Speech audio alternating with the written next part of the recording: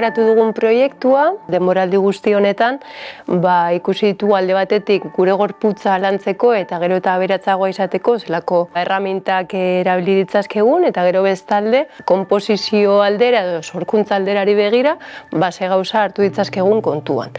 Gure gorputzak, ideak, espazioa eta zelan hauek guztiak haien artean harremanetan dauden denboran, beraz, erritmoan, eta hori pixka bat. Ni oso eskertuta sentitzen naz, izateagatik aukera hori, ikusi ahal izateko pertsona bat horretaz enfokatzen dena, eta ere bai dantzaren munduan pixka bat enfokatzeaz. Eta ere bai gorputzarekin konektatzea eta mugitzea, eta ere bai pixka bat zure burua ezagutzea atal horretan, ere bai oso kuriosoa da.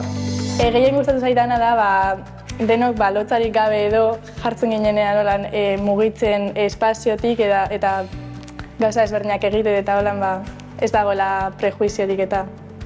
Kanpoko pertsona bat etortzea oso onuragarria da taldearentzat eta ikustea beste pertsona bat kanpotik ja profesionala dena eta nola bere bidea egin duen eta ze ekarpen egin alduen dion ikaslegoari eta arte munduan ekarpen egin dizaioken, uste dut ikaslegoarentzako oso positiboa dela.